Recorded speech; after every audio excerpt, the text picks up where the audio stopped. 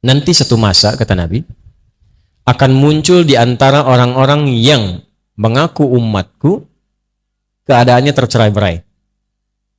Sampai-sampai saking tercerai-berainya dipecah-pecah seperti hewan-hewan kayak semut atau hewan-hewan melata itu memperebutkan makanan.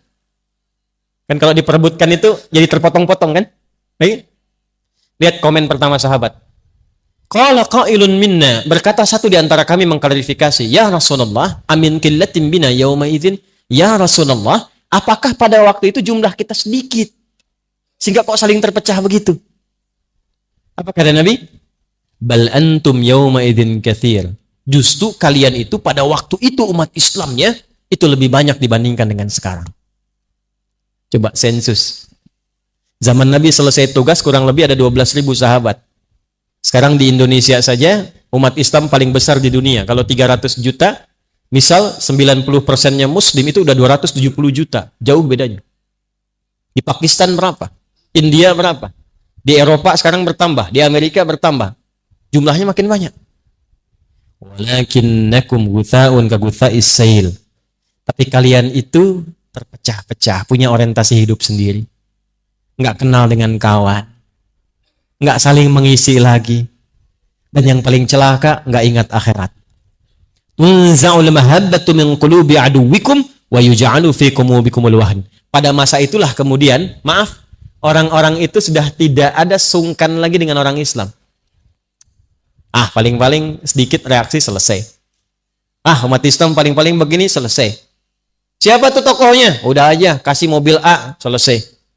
Siapa di sana? Udah kasih pekerjaan begini, proyek, selesai. Wa yuj'alu fi qulubikumul wahn.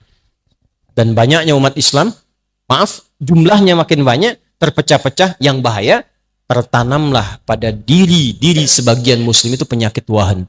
Ini inti materi kita yang akan kita bahas pada malam hari ini.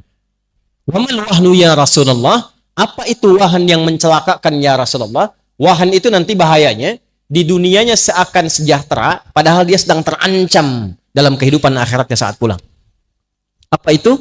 Hubbud dunya wa karahiyatul maut.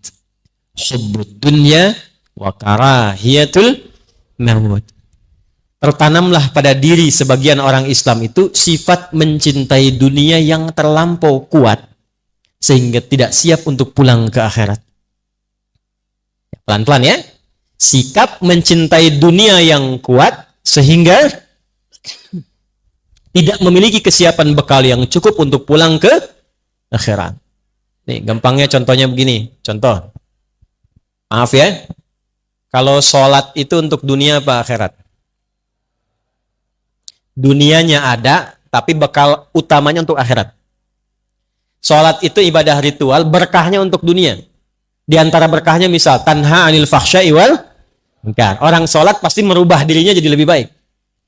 Yang kedua, orang sholat akan lebih tenang hatinya. Itu berkahnya. Tapi manfaat sholat yang paling hakiki itu adalah persiapan bekal untuk pulang. Itu yang saat kita selesai sholat dituliskan pahalanya. Baru niat dituliskan pahalanya. 10 kebaikan, 27 derajat. Itu yang dimaksud 10, 27 itu apa? Itu bekal untuk pulang. Karena yang antum pakai sekarang, bajunya, pecinya, mukena ibu-ibu yang sekarang pakai, itu semua nggak dibawa ke akhirat. Ke alam kubur aja nggak dipakai. Selesai semua dunia. Yang dibawa pulang hasil dari sholatnya. Itu yang disebut pahala oleh kita. Nah cuman nanti kata Nabi, ada satu masa, orang nggak ingat pulang. Jadi yang dicari dunia semua. Contoh gampangnya begini. Anda pilih mana kalau sedang ada Jumatan, Anda ditawari pekerjaan, gajinya 100 juta per bulan, tapi harus meninggalkan Jumat. Pilih mana? 100 juta tidak Jumatan atau 100.000 Jumatan? Masa? Sekarang ada kok orang jadi kasir di toko aja ninggalin Jumatan? Coba lihat. Kejadian nggak sekarang? Kayak yang pengusaha-pengusaha tuh, yang sedang tanda tangan proyek. Saya tanya tuh, ada proyek nilainya 150 miliar, ditanda tangan pas waktu Jumat. Saya tanya, kejar proyek atau akhirat?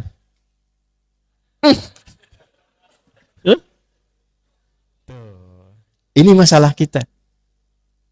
Kan tadi sudah kita sadar, dunia itu sudah terukur. Semua sudah diatur. Kita Jumatan pun nggak kehilangan rezeki kita.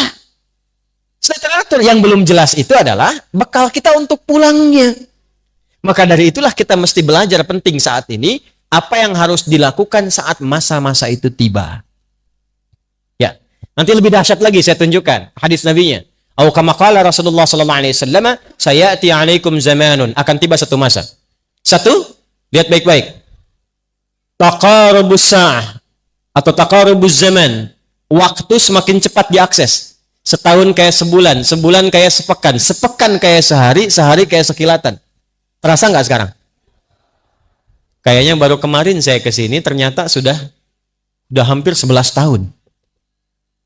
Kayaknya baru kemarin. Ya. Yang kedua, saat waktu itu tiba, taqarubul aswaq, pasar bisnis mudah diakses. Dulu Anda ke pasar, pakai angkot, pakai ojek, datang ke situ belanja, lalu pulang. Sekarang klik handphone, datang barang. Kejadian nggak? Tapi saat masa itu tiba, kata Nabi, perhatikan, yantashirul kadzib dan tashirul fitan.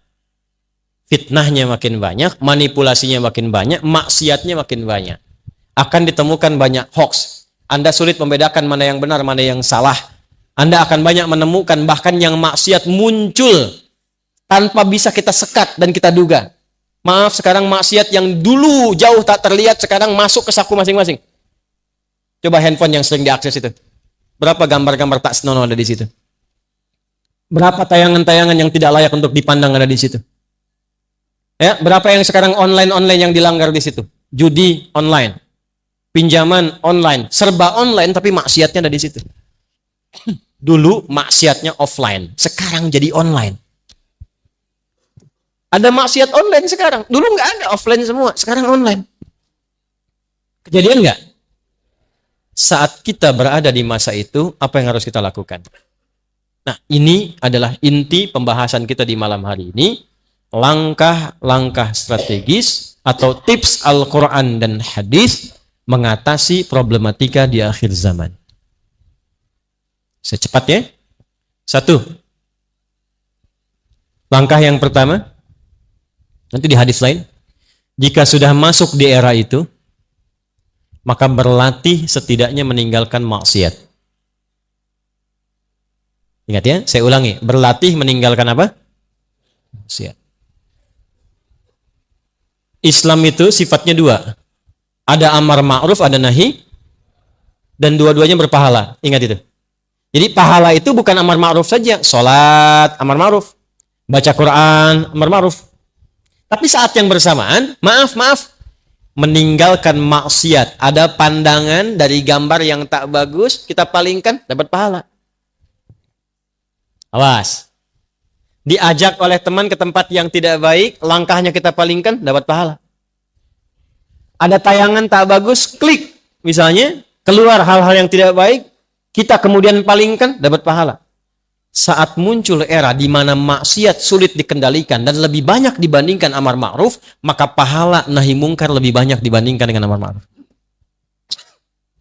Ingat, saat zamannya sudah berubah, di mana nahi mungkar lebih banyak dibandingkan dengan amar ma'ruf, maka peluang pahala di nahi mungkar itu lebih berlipat dibandingkan dengan amar ma'rufnya tetap dikerjakan, sholatnya tetap dikerjakan, baca Quran tetap dikerjakan. Tapi yang paling ditekankan oleh Nabi adalah, yang paling penting pada saat itu konsenlah kita untuk mencegah perbuatan maksiat. Gini. Sehari sholat berapa kali? Nah, itu masih standar. Nah, kan? Itu masih apa? Nah, itu fardu, sifatnya wajib. Lihat sini. Kalau sudah ada iman, sholat 5 waktu itu otomatis diminta oleh hati kita untuk dikerjakan. Allahu Akbar, Allahu Akbar. Cepat sudah azan. Nggak ada orang ingatan pun, hati kita karena punya iman, imannya mengatakan, cepat sudah azan, siap-siap. Pernah begitu? Jadi amar ma'ruf itu kalau sudah fardu, otomatis di hati kita begitu. Sya'ban, mau Ramadan, itu otomatis. Sebentar lagi Ramadan tiba, siap-siap. Nggak ada ustadz ngasih tahu pun, karena punya iman, imannya memberitahu. Tapi saat yang bersamaan, nahi mungkarnya lebih banyak. Kalau perbandingan nahi mungkar dengan amar ma'ruf lebih banyak mungkarnya dibandingkan dengan ma'rufnya, maka konsentrasi kita arahkan untuk yang mungkarnya, karena yang ma'ruf itu sudah otomatis tubuh kita melakukannya. Yuk, prakteknya gini. Iya, tenang, tenang. Nah, baik ya. Hati-hati Bu ya, nggak ada railingnya ya, hati-hati, hati-hati, hati-hati.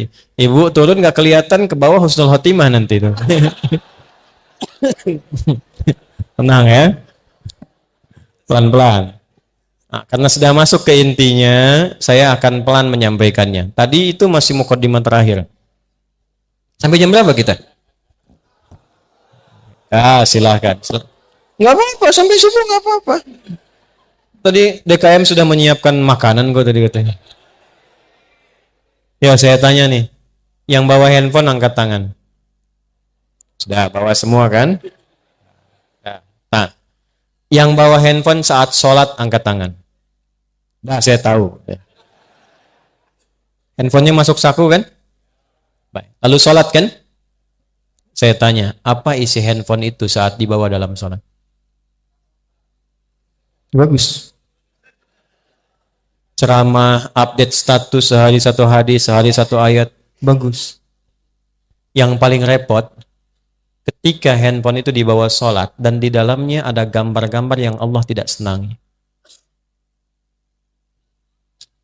Gambar. Ada aplikasi yang tidak Allah sukai. Ada video-video yang baru terbuka yang tidak Allah senangi. Kok bisa bawa kotoran, dimasukkan ke dalam sakunya, dipakai lewat sholat dan mengatakan Allahu Akbar? Apa nggak malu sama Allah? Satu. Dua, nggak bawa handphone. Nggak bawa handphone. Tapi maaf, sholat, tapi lisannya baru digunakan untuk maksiat. Ada yang sebelum sholat, maaf, sempat mencaci, sempat mencela, sempat bikin keburukan. Lalu dengan begitu tenangnya dibawa itu semua dalam sholat. Nah, dalam kondisi-kondisi demikian, kalau kita sudah temukan hal yang demikian, maka apa yang dilakukan yang pertama kali? Berlatihlah dalam setiap waktu untuk mengendalikan tubuh kita menjauhi maksiat. Salah di sini. Lawannya soleh. Lihat rumusnya.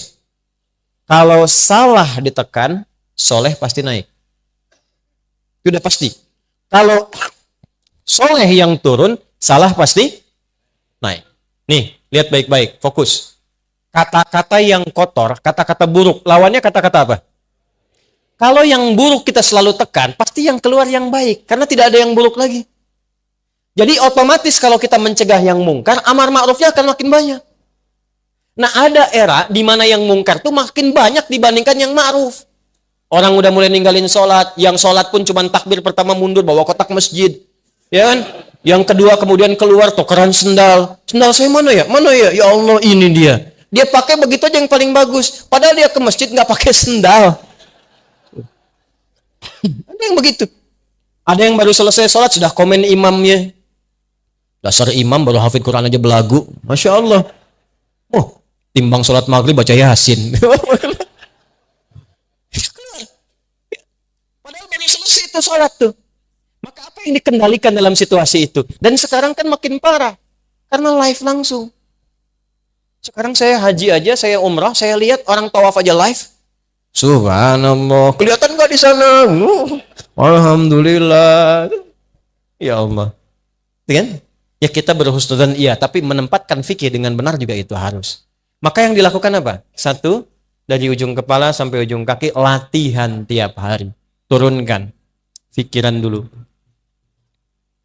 Mata. Terus sampai ke kaki. Sekarang hari apa? Ahad. Besok Senin. Coba latihan sepekan dari Senin sampai dengan Ahad nanti. Sepekan. Latihan berpikir yang baik. Husnudzon. Karena era-era sekarang itu banyak suudzon.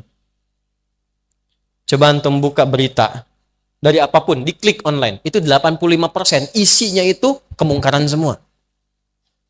Judi online begini, ada yang ditemukan pembunuhan, baru mabuk begini, di sini ada begini, di sini ada kriminalitas. 85% isinya sekarang Itu hasil dari maksiat semua, media sekarang.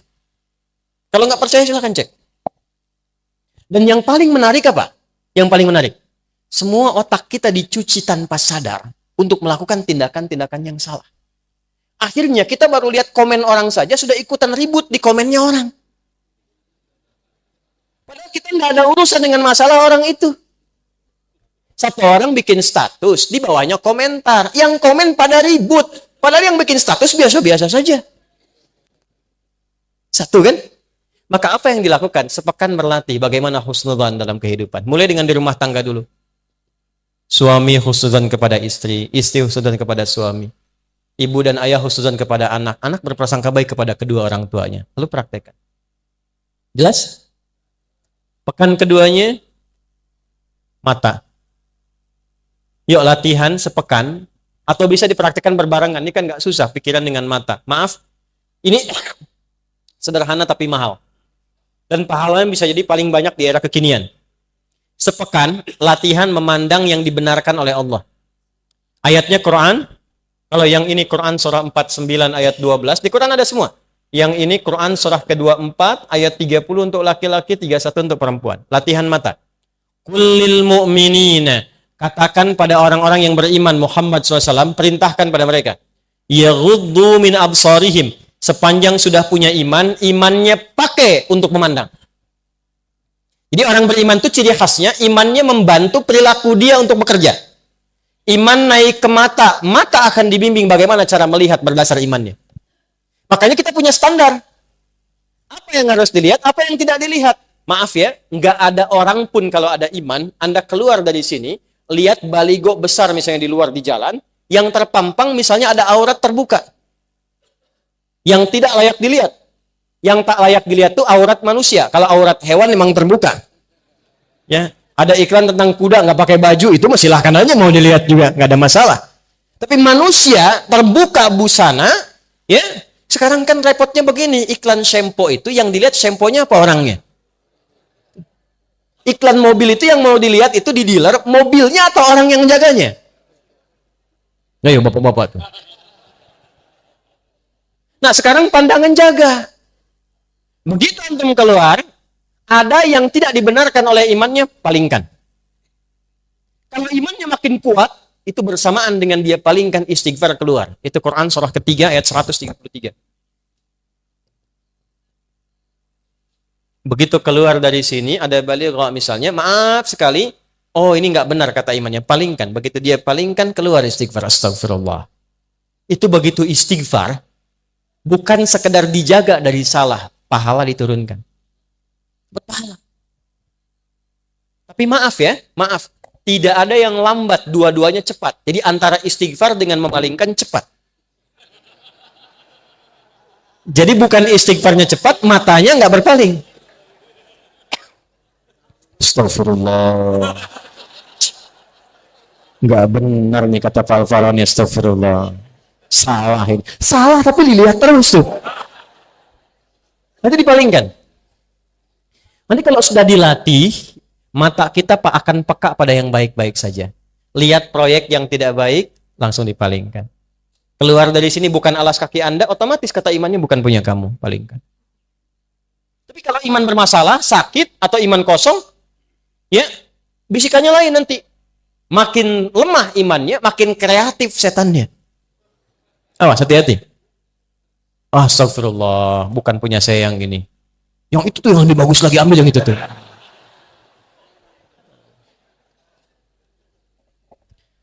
Antum yang bapak-bapak nih, kalau buka status yang antum lihat istri orang apa istri sendiri?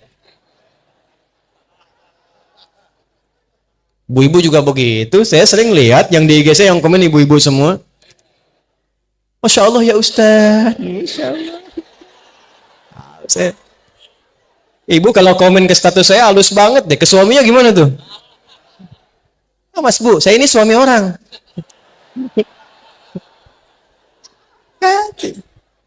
Awas, hidup penuh kepalsuan sekarang ini nih. Ya, hati-hati. Sama suami orang baik, sama suami sendiri, terus hati-hati. Ya, jelas ya? Nah, ini dilatih sekarang. Dari mata turun ke, oh jangan langsung ke hati aja Bu. Ke lisan dulu. Langsung ke hati aja, Ibu. Dari mata turun ke lisan. Turun ke hati langsung ke kauan. Nih, pekan kedua, ini materi kayak sederhana, Pak, tapi mahal. Dan sekarang kita lagi butuh ini. Lagi butuh ini. Dua, turun ke lisan. Saya cepat di lisan, nanti saya berhenti. Ayatnya Quran surah 49, ayat 12, ayat 11 sampai 12. Ya ayyuhalladzina amanu la yasra qaumin qaum.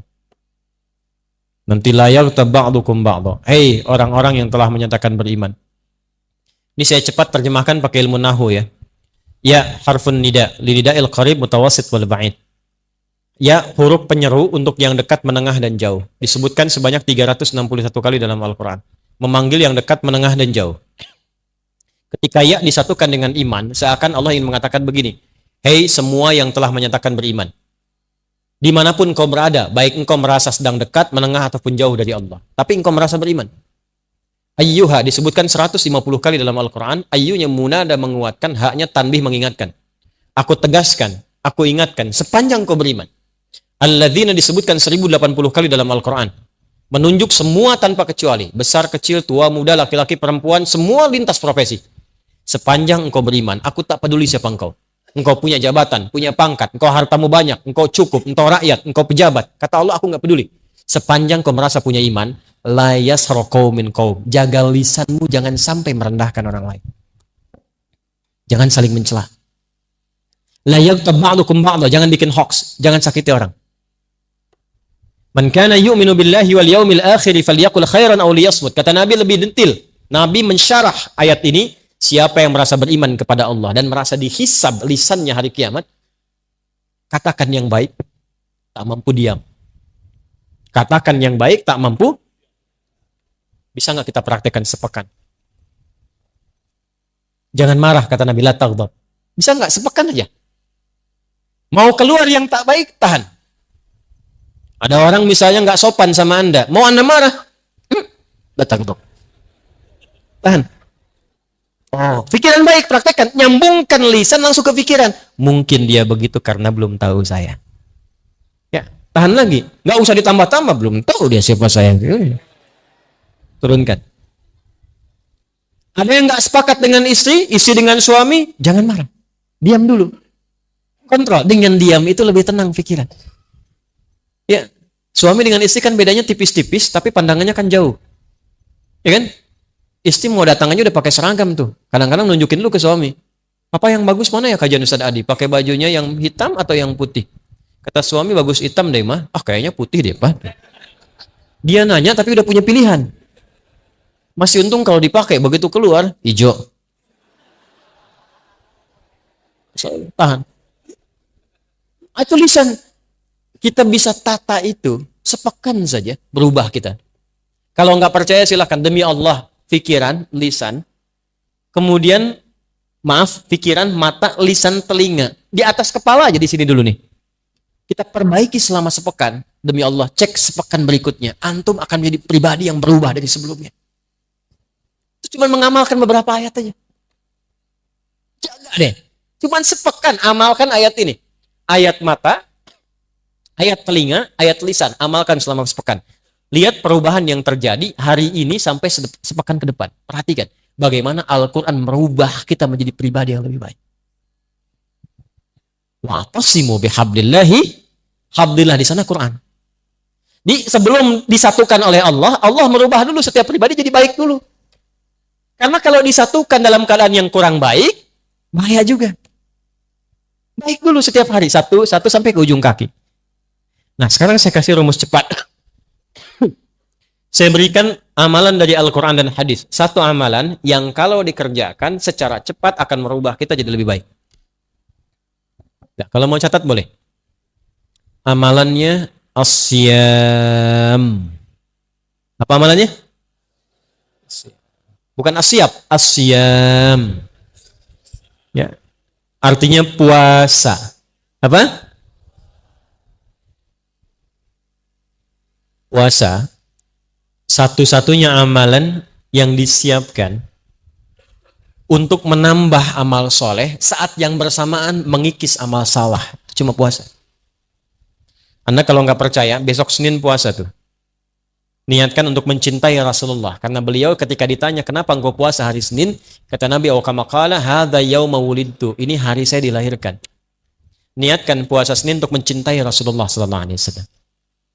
Ini juga dalil bahwa saat hari ulang tahun boleh puasa untuk mengevaluasi diri. Saya kembalikan. Besok puasa, silahkan cek. Demi Allah saya katakan, ketika Anda puasa, saat yang bersamaan Anda ingin meningkatkan amal soleh Anda. Yang biasa cuma sholat fardu, bisa sholat sunnah. Yang biasanya jarang baca Quran, bisa baca Quran. Yang hebat itu bisa menghentikan maksiat saat puasa. Makanya ketika Ramadan, koruptor kan libur. Bukan karena takut mencuri, takut batal puasanya. Silahkan cek. Besok timbang puasa sunnah, cuma puasa sunnah saja, maksiat bisa ditahan. Antum walaupun seorang pemarah, itu akan ditahan nggak pengen marah, karena takut batal puasanya. Ada seorang pemarah, puasa. Tiba 5:30 ada yang mencaci. Bukanya jam 6, dia lagi jalan sama istri, dicaci sama orang. Dia tahan nggak marah. Istrinya bingung, kan suaminya biasanya pemarah. Kata istrinya, bang, abang kan biasanya marah, kenapa nggak dibalas? Kata suaminya, ntar habis maghrib. Tunggu maghrib dulu. Kan 30 menit lumayan buat mikir. Begitu maghrib dia nggak mau hilangin pahala puasanya. Nggak jadi dia marah. Jadi kalau Anda ingin berlatih menghilangkan kebiasaan buruk, rajin puasa. Senin, istirahat dulu. Setelah enak Senin, tambah Kamis. Jangan dirapel dulu. Jangan terlalu banyak. Nanti bosan. Senin dulu aja. Senin sudah enak, besoknya Senin lagi. Pekan depannya lagi. Sudah enak, sudah terbiasa, tambah Kamis. Terbiasa Kamis, tambah Ayyamul Bid. Sudah terbiasa, langkahkan ke tingkat tertinggi puasa sunnah, namanya puasa Daud. Sehari puasa, sehari. Senin puasa, Selasa tidak, libur. Rabu puasa, Kamis. Nah kalau sudah puasa Daud, yang Senin Kamis itu ikutkan ke Daud. Karena kita sudah berada di level yang lebih tinggi. Dan berbahagianya begini, kalau Anda puasa Senin Kamis sudah terbiasa, terus pindah ke Daud, begitu saat Kamisnya libur, itu pahala puasa Kamis tetap dituliskan. Dalilnya apa? Hadis Nabi, "Idza maridal 'abdu aw safar kutiba lahu mithla ma kana 'alaihi muqiman shahiha." Kalau seorang hamba punya ujur seperti sakit atau safar, dia menghilangkan kebiasaan rutin amal solehnya karena kondisi ini, karena udzur, baik itu sakit atau safar, pahalanya tetap dituliskan sempurna. Antum terbang dari Palembang, besok ke Jakarta. Pas terbangnya itu mendekati waktu-waktu zuhur, ba'da zuhur bahkan. Antum sholat dulu. Nah begitu sampai ke Jakarta, kan zuhurnya sudah selesai di sini. Kan bisa dijamak qashar kan? Ya kan? Zuhur jadikan 2, asar jadikan 2. Ada sholat sunnah qobliyah zuhur? Ada. Ba'diyah zuhur ada? Antum biasa kerjakan itu kalau sedang mukim. Karena safar, antum qashar. Ketika antum qashar, antum nggak kerjakan yang sunnah tadi. Itu pahala sholat sunnahnya tetap dituliskan sempurna. Hadisnya sahih. Jadi kalau sudah qashar, yang sunnah sudah. Jangan terlampau soleh. Betul, karena yang fardu aja dikurangi, masa mau ditambah sunnah? Terus ya? Itu hadiah dari Allah, qashar itu hadiah. Ketika Anda qashar, itu pahala sholat sunnah dituliskan bagi yang biasa sholat sunnah. Kalau enggak, yang nggak dapat pahala juga. Ya, yang hebat tuh begini Bu. Kalau perempuan kan ada masa haidnya kan? Ini catat rumus Bu, ini di antara kita saja nih. Ya. Ini perempuan-perempuan muslimah. Kalau masa sucinya rajin beramal, sholat, baca Quran, dia zikir, dia sholawat, masa haidnya kan berhenti itu sholatnya. Ya kan? Itu semua kebiasaannya dituliskan pahalanya walaupun dia sedang libur dalam haidnya. Maka saya nasihatkan pada muslimah dimanapun berada, dalam keadaan masa suci perbanyak amal soleh. Karena Anda akan mendulang pahala pada masa haidnya. Cepat, mumpung belum datang masa monoposnya. Kalau sudah tiba masa monopos, nggak ada bedanya nanti. Karena semua berjalan lagi.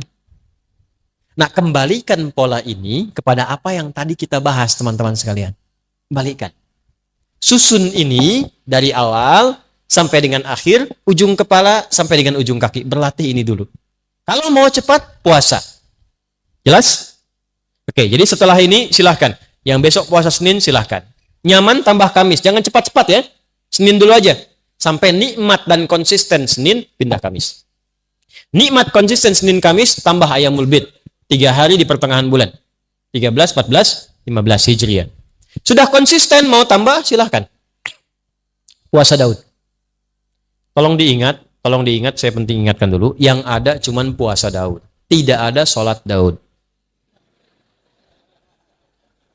Subuh sholat, duhur tidak. Asar sholat, maghrib tidak. Tidak ada. Yang ada puasa dah. Tidak ada sholat dah. Nggak usah kreatif. Ya, tidak usah kreatif. Terlalu inovatif dalam persoalan ibadah bisa masuk kategori bid. Nah, cepat. Saya mau selesai. Kita 15 menit lagi selesai. 2. Kalau sudah konsisten menata diri jadi baik. 2. Perdalam ilmu pengetahuan. Penuhi majlis-majlis ilmu. Ya. Saya yakin insya Allah di Palembang ini, Sumatera Selatan pada umumnya, banyak guru-guru yang hebat-hebat, baik-baik, ulama-ulama kita. Para tuan guru, ulama, habaib, dan sebagainya, penuhi majlisnya. Kalau bisa, saya usulkan begini. Masjid-masjid ini, itu bukan sekedar diikat dengan organisasi, ikatan antar masjid. Di DMI, Dewan Masjid Indonesia. Didaftarkan aja, tidak. Data, Pak, di sini wilayahnya ada berapa masjid. Setelah itu kerjasama. Bikin kajian, kajiannya itu yang terukur, difasilitasi jamaah. Jangan semua kajian sama. Nanti malah berlomba-lomba, sini kosong, sana penuh, pindah sini. Kadang-kadang begini, beda masjid jamaahnya itu-itu aja. Kerjasama dengan masjid-masjid. Masukkan database jamaahnya. Misal, ada fikih yang pokok dulu. Fikih sholat, fikih zakat, fikih misalnya haji umrah. Ibadah ada di Masjid Baitur Rahman. Nanti fikih-fikih yang sosial misalnya, ini di masjid yang sebelahnya. Fikih-fikih yang membahas tentang aspek-aspek kehidupan muamalah, masjid sebelahnya. Database ustadznya dimasukkan, informasikan, saling kemudian mengingatkan. Jamaah Baitur Rahman disampaikan. Bapak Ibu jamaah sekalian, hari ini kita punya kajian fikih sholat. Nanti setelah Isya, insya Allah di depan masjid kita itu ada ustadz hebat. Ulama hebat akan bahas fikih zakat. Yang ingin tahu tentang zakat, silahkan ke sana. Itu caranya. Perdalam majlis ilmu dengan cara belajar 3 hal. Karena sekarang zaman fitnah. Awas, hati-hati. Hati-hati. 3 ini tidak kita dapati, problem akan muncul. Sesama muslim bisa saling celah. Yang bahaya masjidnya kosong. Cuma gara-gara kunut, yang satu kunut, yang satu tidak, pada nggak pada ke masjid. Padahal yang salah itu yang tidak sholat subuh. Yang paling celaka begini. Yang ngimaminnya yang kunut, imam, makmumnya nggak ikut. Itu bahaya. Atau sebaliknya, yang imamnya yang tidak kunut, makmumnya sujud sahwi. Kaidahnya kan begini, kaidahnya kata ini Nabi yang sampaikan, bukan saya. Innama ju'ilal imamu liyu'tamma bihi, faqira'atul imam qira'atul ma'mum. Imam itu dijadikan kata Nabi supaya diikuti. Jadi kalau imam ruku, makmum ruku. Imam sujud, makmum sujud. Imam baca kunut, makmum ikut kunut. Syekh Ibnu Shalih Al-Utsaimin itu mufti. Ilmunya luar biasa. Mazhabnya Hambali. Beliau nggak kunut yang subuh. Tapi apa fatwanya? Kata Syekh Utsaimin, kata beliau, fatwanya, jika ada imamnya kunut, maka makmum yang tak sama paham kunut pun mengaminkan di belakangnya. Allahumma hdina fi man hadait. Amin. Wa'afina fi man afait. Amin. Bukan sebaliknya. Allahumma hdina fi man hadait. Bid'ah. Kejadian nggak sekarang? Oh. Nah, saat terjadi yang seperti itu, maka apa yang dilakukan? Kumpulkan masalah itu, adakan dalam satu majelis ilmu, perdalam hukumnya sehingga diberikan pencerahan. Di sini ustadz-ustadz kompak, ulamanya kompak, berikan pencerahan, jangan ditanamkan fanatisme sehingga terjadi perpecahan. Caranya begini misal nih, Bismillahirrahmanirrahim itu ada 4 cara, hadisnya 70 kurang lebih. Semua dari Nabi. 1, baca jahar. Bismillahirrahmanirrahim. 2, silent, sir. Bismillahirrahmanirrahim.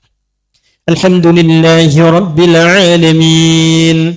Yang kedua itu silent. Kalau silent, nggak usah ditempel di mic untuk dikeraskan. Bismillahirrahmanirrahim.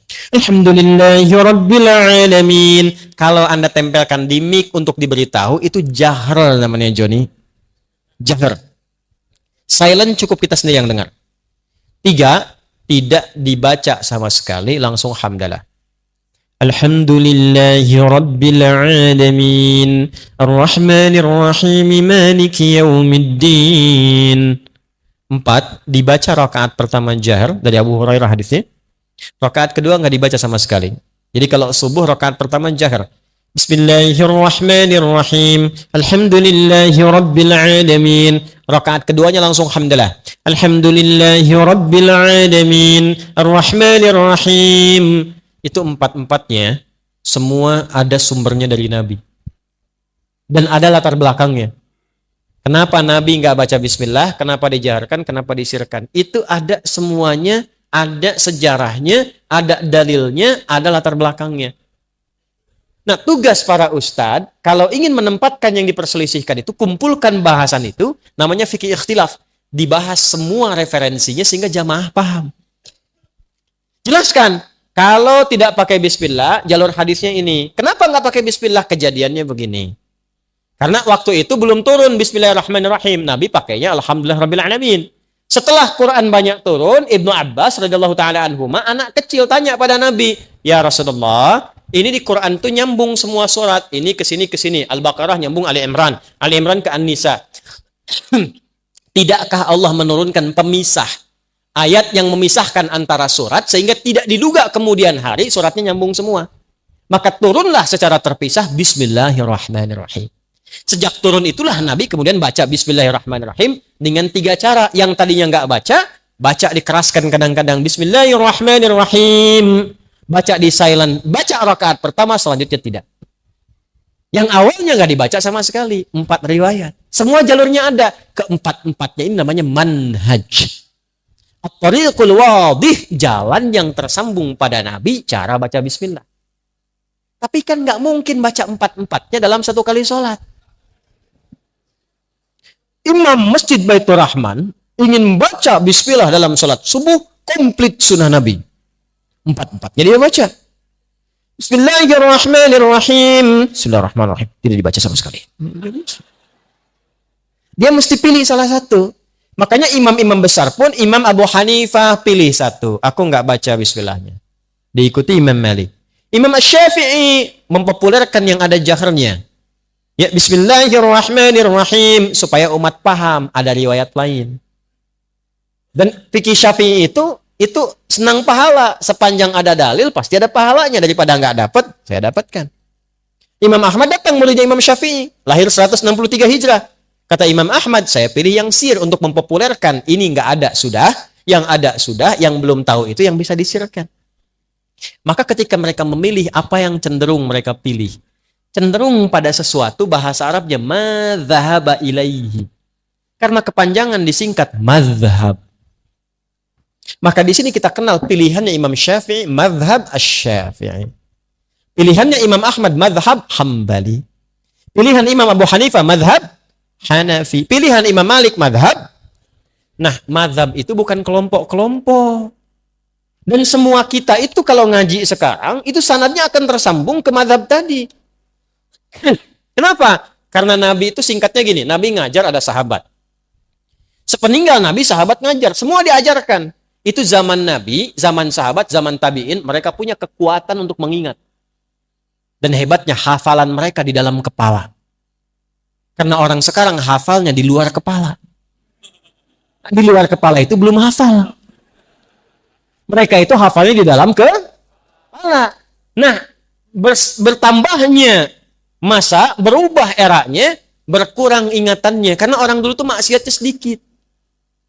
Jaga maksiatnya banyak. Dijaga. Sehingga berkahnya apa? Kekuatan ingatannya panjang. Sekarang tantangan maksiatnya banyak. Dan ingat, maksiat itu salah satu penyebab utama mengurangi kemampuan untuk menghafal. Saya punya teman, hafal ribuan hadis. Masuk bioskop.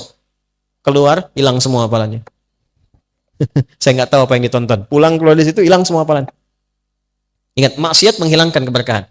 Imam Syafi'i ngadu kepada gurunya Imam Waqi. Syakautu waqi'an an su'i hifdzi fanasahani an atrukal ma'asi faqala al-ilmu nurun wa nurullahi la yunzal lil 'asi. Saya mengadu kepada guruku Imam Waqi tentang buruknya hafalanku. Kebayang enggak buruknya hafalan Imam Syafi'i? Mungkin beda titik, beda koma. Kata Imam Waqi gurunya, tinggalkan maksiat karena maksiat itu mencegah cahaya ilmu dari Allah masuk dalam kalbumu. Balik ke sini teman-teman sekalian, fokus baik-baik. Kembalikan ke kita di sini, apa yang kita lakukan? Kumpulkan yang tadi itu. Ulama dulu banyak mengingat, tapi masa setelahnya kan banyak membaca. Mengingatnya kurang, kemampuan menurun. Maka ada 4 bintang ulama yang menyalin hafalannya dalam kitabnya. Kalau orang sekarang, kitab orang disalin begini, dihafalin. Ulama dulu dihafal dulu, hafalannya nyalin kitab. Kitab tuh disalin dengan hafalannya. Hafal, salin kitab. Sekarang kan kitab ada dihafalin. Kan? Maka 4 bintang itu, satu Imam Abu Hanifah An-Nu'man yang wafat tahun 150 Hijrah. Kedua Imam Malik bin Anas yang lahir tahun 94 Hijrah. Yang ketiga Imam Syafi'i yang lahir tahun 150 Hijrah. Dan keempat Imam Ahmad bin Hanbal yang lahir tahun 163 Hijrah. Itu mereka menghimpun referensi dari masa sebelumnya, dihafalkan, diturunkan lewat kitabnya. Jadi yang sekarang kita pelajari, itu mau nggak mau akan nyambung jalurnya ke mereka itu. Karena semua jalurnya begitu. Maksud saya, jangan pernah katakan begini, ikut mazhab apa ikut Nabi. Itu artinya belum belajar. Tapi jangan kita cela, itu pernyataan aneh. Karena kalau orang ngaji fikih nggak mungkin berkata demikian. Karena mazhab itu bukan kelompok, mazhab itu yang merangkum, mendokumentasikan berbagai pengetahuan yang bersumber dari Nabi. Kita nggak mungkin kita dapatkan langsung akses ke Nabi. Siapa yang sekarang pernah ketemu Nabi? Saya pulang. Nggak ada. Nih, Anda belajar sholat dari mana? Nggak mungkin langsung dari Nabi. Oh, tadi saya ketemu Nabi, mimpi kok diajarin begini. Nggak bisa. Kita harus urut riwayatnya dari mana. Nah, kalau kita urut-urut yang mengajarkan dari takbir sampai salam, ketemunya jalurnya di mazhab juga. Ketemunya di situ. Dari mana taunya bismillah dijaharkan? Pernah ketemu Nabi? Tidak. Diurut sipulan sampai ke Asy-Syafi'i. Asy-Syafi'i menerima dari gurunya sipulan sampai ke Nabi. Urutan itu disebut dengan sanad namanya. Di Sahih Muslim ada babul isnad di muqaddimah. Babul isnad minad din. Jadi urutan dalam penyampai riwayat itu termasuk dalam agama. Jadi kalau salah menerima ilmunya, bisa salah ibadahnya. Nah, kita punya itu dalam Islam. Nah, dalam hal yang ada perbedaan, yang tidak sama, belajar caranya supaya tidak saling menjatuhkan. Tidak saling mencela dan merasa benar sendiri. Padahal mungkin orang lain punya alasan yang berbeda dengan kita, cuma sumbernya kembali ke Nabi. Ya, cepat. Saya mau akhiri sebentar lagi. Ini boleh nggak bonus 5 menit? Ya. Lihat nih. Fikih umumnya ada 2. Ada berapa? 1, yang bacaannya sama, caranya sama. Contoh, kita saat mengangkat tangan awal sholat bertakbir mengucapkan apa? Itu 1 cara, 1 bacaan. Fayaqulu Allahu Akbar. Nggak ada yang beda. Kalau ada 1 cara, 1 bacaan, itu artinya semua umat Islam dipandang mampu melakukannya. Jangan beda, nggak usah kreatif. Saya capek Allahu Akbar terus, besok Allahu Rahman aja. Allahu Rahim aja, beda, salah. Jelas? Tapi nanti ada yang beda bacaannya, bahkan beda caranya. Tapi kalau diurut-urut sumbernya dari Nabi semua. Kalau ada yang begini, itu tandanya semua umat Islam dipandang oleh Allah itu tidak mampu melakukan dengan 1 cara yang sama. Maka diturunkan beragam cara supaya semua bisa melakukannya dan mendapatkan hikmah yang sama. Contoh bacaan. Nih kita baca Quran nih. Al-Fatihah ya.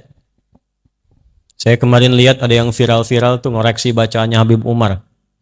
Hati-hati tuh ya. Jangan nggak sopan tuh. Beliau itu ahli hadis ya. Ahli Quran. Cucu Nabi. Ilmunya banyak. Jauh dengan saya tuh. Ya, jauh sekali. Orang belum berilmu, belum sampai. Jangan ngoreksi yang sudah berilmu. Ya. Contoh gini. Ihdinas siratal mustaqim. Yang kita baca kan? Dari hafaz. Pakai sod ya. Ihdinas siratal mustaqim. Jelas? Ada yang nggak bisa sod. Bisanya pakai sin. Gampang kok sod. Kata Anda orang Palembang. Tapi di Arab itu ada yang nggak bisa sod. Dipaksa-paksa sampai kiamat. Kurang 2 hari nggak bisa. Bagi orang Palembang gampang. Ihdinas siratal mustaqim. Sod. Ihdinas siratal mustaqim. Sin. Tapi ada lisan orang Arab yang nggak bisa sod. Bisanya sin. Sod. Sin. Sod. Sin. Utlubul ilma walau bisin. Utlubul ilma walau bisod. Sod. Dia sin. Apa yang terjadi? Turun riwayat pakai sin. Dalam riwayat Warash dan Qalun dari Nafi'. Ihdinas siratal mustaqim. Sin. Apakah merubah makna? Tidak. Maknanya sama. Cuma cara bacanya beda. Ada yang nggak bisa sin, nggak bisa sod. Bisanya zai. Ada. Maka turun riwayat pakai zai. Ihdinas siratal mustaqim. Ada. Maaf, saya waktu ngaji di Libya, saya ngambil beberapa riwayat. Saya ngambil Hafiz dan sedikit Qalun dari Syekh Dukali. Ya, ngambil riwayat Warash dari Syekh Ali Ahmar. Beberapa ambil saya yang lain. Itu guru saya cerita begini. Nah, katanya dulu ada penghafal Quran. Dua-duanya hafal Quran 30 juz. Yang satu Hafiz, kita baca. Yang satu Qalun, Libya baca. Yang satu pakai sod, ihdinas siratal mustaqim. Yang satu pakai sin, ihdinas siratal mustaqim. Dia ngaji pada guru yang sama. Cuman baru ngambil satu riwayat. Tapi yang jadi masalah, dia mengklaim itu yang paling benar. Ketemu sama kawannya, kamu salah, harusnya pakai sod. Yang sin bilang, ente yang lupa baca, harusnya pakai sin. Akhirnya dua-duanya sepakat, kita datang ke guru kita tanya mana yang benar. Gurunya bijak sekali. Kata syekhnya, ya bunayya iqra, anakku baca. Kata yang pakai sod, ihdinas siratal mustaqim. Hasbuk, cukup nah. Enta iqra, kamu baca. Dia baca pakai sin. Ihdinas siratal mustaqim. Hasbuk, cukup nah. Kalian berdua, antuma mukhtian. Kalian berdua salah. Yang benar itu, ihdinas siratal mustaqim. Pakai zai. Gurunya pengen bilang, kalaupun merasa sudah pintar, jangan suka menyalah-nyalahkan orang. Karena boleh jadi orang yang disalahkan itu punya alasan juga. Yang ada itu pelajari apa yang dia praktekkan, cari tahu. Kalau ternyata salah, perbaiki dengan cara yang lembut. Nabi Musa aja ke Firaun kan caranya lembut. Faqula lahu qawlan layyina, katakan dengan lembut. Itu teman antum bukan Firaun. Antum pun tidak lebih soleh dibandingkan Musa. Antum bukan Musa, dia bukan Firaun. Kenapa antum kasar? Hah? Kenapa harus saling mencela? Ini yang paling hebat. Ada yang nggak bisa A, bisanya pakai terus. A, anta, ente, anak, ane. Ada begitu. Madrasah. Itu imalah. Di Arab banyak. Sekarang kayak di Syria, di Palestina, Afrika sebagian pakai semua. Mungkin Betawi dari situ sana dia. Bijaknya Allah, diturunkan Al-Quran bisa dibaca pakai E. Wadduha, kita.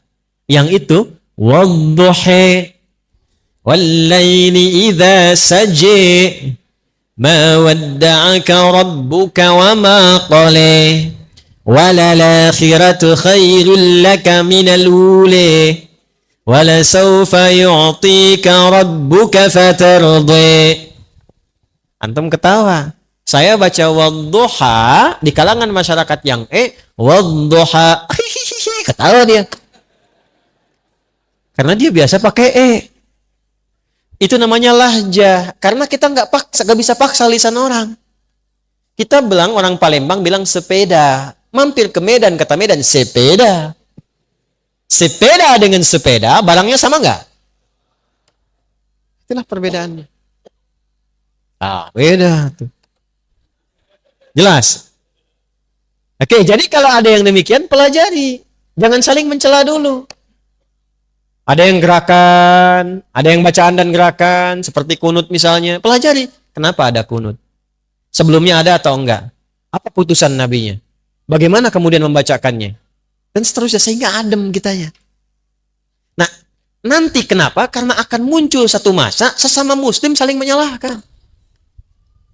Ini saya tuh paling tidak nyaman kalau ada orang ngaji Qur'annya sama, nabinya sama, tapi setelah itu saling menyalahkan. Dan yang paling saya khawatirkan adalah begini, menyimpulkan bahwa itu yang paling benar, yang lain salah. Itu bahaya. Sebab ketika yang dipelajari itu salah, tidak ada yang mampu didengar dari yang membenarkan. Itu bahaya. Ada di antara jamaah kami, menyekolahkan anaknya di satu sekolah. Begitu diwawancara, pewawancaranya nanya begini, untuk diterima di sekolah. Padahal masih sekolah kecil, TK ke SD begitu. Orang tuanya ngajinya sama ustadz siapa? Begitu disebutkan Ustadz Adi, oh beda manhaj, nggak bisa. Waduh, gimana ini? Padahal kita belum pernah bertemu dengan orangnya. Belum pernah tahu apa yang dimaksudkan. Tidak ada masalah dan tidak boleh mencela. Tidak boleh kita berprasangka buruk juga. Yang saya khawatirkan adalah begini. Anda menghukumi sesuatu yang tidak Anda ketahui, maka kalimat itu mencari pemiliknya. Beda manhaj itu artinya beda keyakinan. Karena manhaj itu semua yang bersumber dari Nabi. Kalau beda manhaj artinya beda keyakinan, bahaya itu. Beda mazhab masih nggak ada masalah. Beda manhaj itu bahaya. Apalagi kalau dipanggil sudah nggak salam. Assalamualaikum akhi. Beda manhaj. Bahaya. Maka bagaimana rumusnya? Pelajari. Saya tidak mengajarkan Anda untuk saling mencela orang lain. Kalaupun ada yang begitu, jangan dicela. Jangan dicela. Tapi kita tetap terbuka dengan senyuman dan baik, pelajari sehingga semua buat mengerti. Yang enak tuh begini, guru mengajarkan, kita tidak kunut misal. Dalilnya ini. Kalau ditemukan teman kita kunut, dalilnya yang ini. Jadi hargai mereka yang kunut. Jelas? Kita bacanya jahar. Kalau Anda menemukan yang tidak jahar silent, ini dalilnya. Jangan kaget kalau ditemukan. Enak kalau begitu. Saya di Masjidil Haram, tugas tahun 2010. Biasa penerima jemaah haji. Jemaah haji pertama datang pas sholat isya, imamnya Imam Syekh Sudes. Begitu sudah takbir, Allahu Akbar. Ini saya masih ingat betul sampai sekarang. Berarti sudah 13 tahun peristiwa itu. Allahu Akbar. Silent. Bismillahirrahmanirrahim. Alhamdulillahi Rabbil Alamin. Itu komentar pertama makmum di samping saya. Iki imamnya Muhammadiyah tuh katanya. Muhammadiyah cabang Masjidil Haram.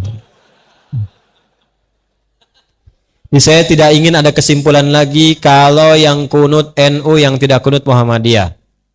Sejak kapan itu di zaman Nabi sudah muncul? Tidak ada. Muhammadiyah hormati, NU hormati, kompak semuanya jadi seorang muslim yang baik. Sepakat? Terakhir, praktekkan itu, hanya jangan jadi teori saja. Jadi keluar dari masjid ini besok-besok, Pak Najib, Pak Edi, dan yang lainnya, ini jamaah didata nih. Nanti ustadz-ustadznya pun masukkan database. Ada siapa saja ustadz di Palembang. Masukkan. Nanti masjid didata. Kompak, ketemu dengan sesama masjid, susun jadwal. Ustadz Fulan di sini, Habib Fulan di sini, segini. Materinya ini, rekomendasikan ke jamaah. Bikinlah aplikasi untuk saling melengkapi. Nah, nanti dari masjid ini ikatannya bikin aplikasi. Aplikasi sahabat masjid, misal. Ya? Sahabat masjid. Ada apa di dalamnya? Bukan cuma tentang waktu sholat, waktu taklim. Jamaahnya yang UMKM masukkan ke situ. Yang pengusaha beras masukkan, yang tukang sayur masukkan, tukang baju masukkan. Jadi sesama jamaah kalau mau pesan sesuatu antar jamaah lagi, hiduplah di situ ekonominya. Kalau sakit tahu dokter ada jamaah, begitu ketemu tahu database-nya, tidak perlu ke rumah sakit. Tanya resepnya apa, dapat alhamdulillah. Kecurian ketemu jamaahnya di sini ada polisi, tinggal sampaikan diproses, alhamdulillah balik lagi.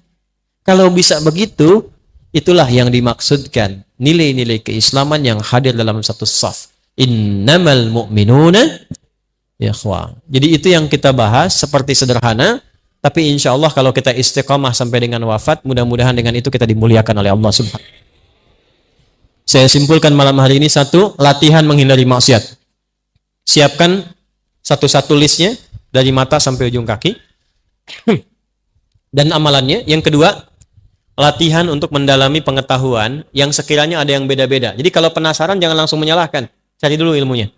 Karena sekarang musim-musimnya saling menyalahkan, hati-hati. Ya. Maaf, tambahan. Kalau ada pengajian yang mengarahkan pada aspek-aspek yang fatal secara agama. Misal, yang keras, yang melukai, bahkan sampai menghilangkan nyawa, itu cepat hilangkan. Hindari. Jauhi, hindari. Karena akan tiba, kata Nabi, satu bentuk pengajian-pengajian dalam bahasa hadisnya tentang hadis muflis. Ada orang yang kalau mendoktrinkan untuk melukai orang. Sampai puncaknya wasafaka dama hadza. Ada yang menumpahkan darah membawa nama Allah. Hati-hati ya. Kalau ada yang ngajak perselisihan, ngajak sampai menumpahkan darah, itu hindari. Karena akan membuat kita bangkrut di hari kiamat. Dan sekarang terjadi. Saya bermohon pada Allah supaya tidak terjadi lagi yang demikian. Ya. Itu waktu kejadian di Jalan Tamrin meledak itu, saya sedang di Lampung. Wah! Jamaah langsung tanya, Ustaz, apakah bom di Jalan Tamrin termasuk fisabilillah? Saya bilang, Mas, sependek pengetahuan saya, jihad fisabilillah itu jihad di jalan Allah, bukan di Jalan Tamrin. Hati-hati ya. Yang terakhir, praktekkan persaudaraan difasilitasi oleh DKM Kompa. Ustadz-ustadznya kita persaudarakan, bikin database, kumpulkan semua jamaah di situ. Insya Allah kalau begitu, kita mendapatkan Palembang, Sumatera Selatan sebagai baldatun thayyibatun wa rabbun. Allahumma taqabbal minna innaka antas sami'ul alim. Wa tub 'alaina innaka antat tawwabur rahim. Allahumma ya Allah inna nas'aluka khairan ma sa'alaka rasuluka al-Mustafa nabiyyuna Muhammad sallallahu alaihi wasallam wa na'udzubika min kulli ma sta'adza bika anhu rasuluka al-Mustafa habibuna Muhammad sallallahu alaihi wasallam. Ya Allah, kami mohon kepadamu segala kebaikan yang pernah dimintakan oleh Rasulullah Nabi Muhammad sallallahu alaihi wasallam dan berlindung kepadamu dari segala keburukan yang diperlindungkan kepadamu oleh Nabi Muhammad sallallahu alaihi wasallam. Rabbana la tada' lana fi maqamina hadza wa fi kulli maqamin dzamban illa ghafartah. Ya Allah, kalau ada pelaku maksiat, pendosa yang hadir di malam hari ini di pengajian ini, jangan biarkan ia pulang kecuali Engkau telah ampuni seluruh dosa-dosanya. Menerima tobat dari perbuatan maksiatnya. Wala hamman illa farajtah, ya Allah, bila ada di antara jemaah yang datang membawa kegelisahan, jangan biarkan ia pulang kecuali Engkau telah tenangkan keadaan hatinya. Wala asiran illa yassartah, ya Allah, jika ada di antara jemaah yang datang membawa kesulitan, maka mohon dengan keikhlasannya angkat dan hilangkan kesulitannya. Wala maridan illa syafaitah, jika ada di antara jemaah yang datang membawa penyakit, maka mohon angkat dan sembuhkan penyakitnya. Allahumma alif baina qulubina, ya Allah. Allahumma wahidna fi saffika ya arhamar rahimin wa jadibna min at-tafraqah. Ya Allah, mohon lembutkan hati-hati kami untuk saling bersaudara dalam kebaikan. Jauhkan dari kami dari perpecahan yang mengundang murka dan neraka-Mu ya arhamar rahimin. Ihfadz biladana waj'al umara'ana udala.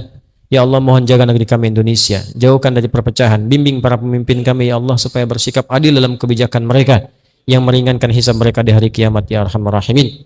Wahfadz ulama'ana waj'alhum mukhlasin lakad-din, dan mohon jaga para ulama kami ya Allah. Sehatkan mereka, ikhlaskan mereka dalam berdakwah untuk membimbing umat pada kebaikan dan ridha-Mu. Allahumma ja'al baqiyata hayatina hayatan thayyibah. Ya Allah, mohon jadikan sisa kehidupan kami lebih baik daripada hari-hari sebelumnya. Waj'al akhir hayatina husnal khatimah. Dan mohon wafatkan kami ya Allah dalam keadaan husnul khatimah. Rabbana atina fid dunya hasanah wa fil akhirati hasanah wa qina adzabannar. وصلى الله على سيدنا محمد وعلى آله وصحبه أجمعين وآخر دعوانا سبحانك اللهم ربنا وبحمدك نشهد أن لا إله إلا أنت نستغفرك ونتوب إليك والحمد لله رب العالمين.